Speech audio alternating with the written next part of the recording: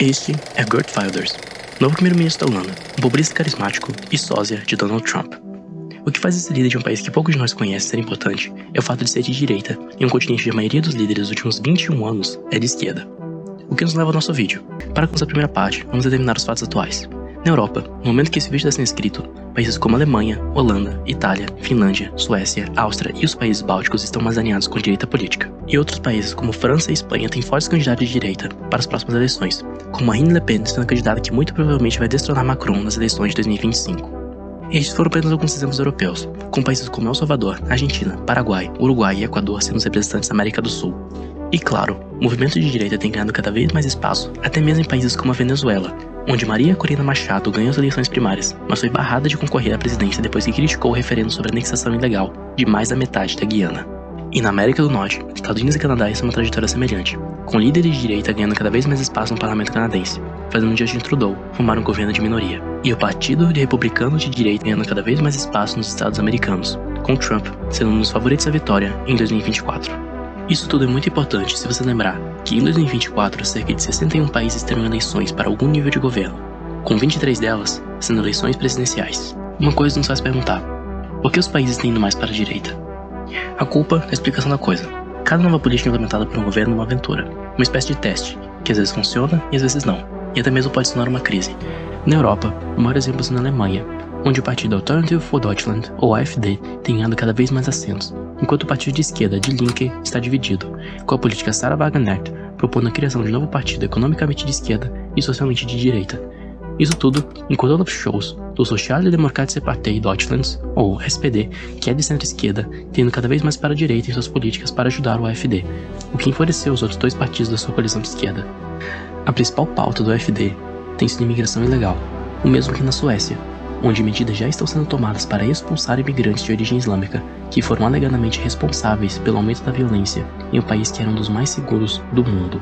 Com muitos desses refugiados se recusando a se assimilar com a cultura europeia, a violência de gangues aumentou substancialmente. A violência contra mulheres, atentados terroristas, assassinatos por motivos religiosos e recusa a se alinhar com o secularismo europeu foi o que fez líderes como Giorgia Meloni e Geert Wilders a se recusar a permitir mais refugiados vindos do Oriente Médio e do Norte da África, com Meloni declarando que valores islâmicos são incompatíveis com os valores europeus. No caso da América do Sul, as populações estão insatisfeitas com as economias de seus países, com o governo de esquerda fazendo pouco para melhorar a relação com a iniciativa privada. Esses e outros fatores como violência e corrupção também contribuíram com a remoção dos partidos de esquerda pelo fato de não terem um mão firme bastante com criminosos ou de facilitarem o aumento da criminalidade. No caso da América do Norte, economia, imigração, custo de vida, direitos parentais são os principais problemas, com conservadores querendo se afastar das políticas de esquerda. No Canadá, o governo de Justin Trudeau foi criticado pelas políticas verdes, que tornaram muito difícil o custo de vida do canadense médio, e as políticas de relaxamento das drogas, que facilitou o abuso em centros populacionais, aumentando o crime nessas áreas. De acordo com os dados atuais, o Parlamento Europeu, órgão legislativo da União Europeia, está cotado para ser dominado pela direita política em 2024, recebendo muito apoio da camada mais jovem da população. Agora, o que esses líderes da direita têm em comum? Muito basicamente, são resolvedores de problemas. Muitas vezes são políticos que não se tornaram de direita de repente, mas foram de direita a vida toda. Outro fator muito comum é que suas carreiras políticas tiveram muito sucesso e muitos benefícios por causa disso, com leis e projetos apreciados pelo povo. Essa combinação de honestidade e confiabilidade é o que atrai a base do seu eleitorado. Depois disso vem a retórica. Meloni, Wilders e Machado têm em comum uma narrativa do nós contra eles, apontando quais são os problemas do governo e das suas políticas.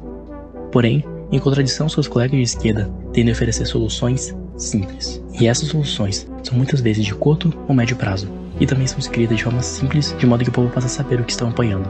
Em contrapartida, partidos de esquerda têm a mesma tendência de apontar o problema e não tomar medidas imediatas, em vez disso atacando o que acham ser a causa desse problema, o que pode funcionar a longo prazo para alguns casos e ser permanentes, mas causam sequelas igualmente permanentes, e em geral vem depois do dano ser causado. Estes são os fatores utilizados pela direita no país para instituir mudança e subir ao poder. Na Suécia, Dinamarca, França e Alemanha, milhares de refugiados têm sido realocados e acordos têm sido feitos por políticos de direita para remanejar eles para outros países, e partidos preocupados com a crise energética propôs a construção de mais usinas nucleares, se afastando das alternativas de baixo rendimento dos partidos verdes. Outro exemplo é os Estados Unidos, onde depois das eleições de 2020 se iniciou um grande movimento da direita para ganhar mais espaço. Hoje, a mídia de direita é uma das mais assistidas, com as principais pautas sendo imigração, economia, reparos na infraestrutura, dívida do país e o que considero ser a contracultura instituída nas gerações mais jovens. E como isso se aplica à comunidade internacional?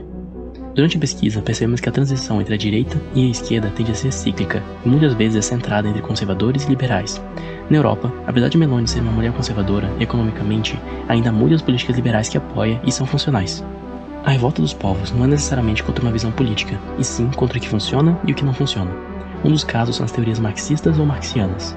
A maioria delas foi desprovada com o tempo, só que algumas resistiram ao teste e até mesmo foram aprovadas por membros da direita ao redor do mundo. É utilizando o senso comum que podemos perceber que algumas políticas estão fadadas a falhar e outras a suceder. A Polônia é um país de direita que não permite imigração ilegal, mas é o segundo país europeu que mais recebeu imigrantes legais em 2023, enquanto a França apoia a entrada de não documentados e pagou por isso. O senso comum foi aplicado nos Estados Unidos e a autonomia parental está lentamente sendo devolvida. A infraestrutura está sendo priorizada e setores essenciais da economia estão sendo desglobalizados ou praticados em nearshoring.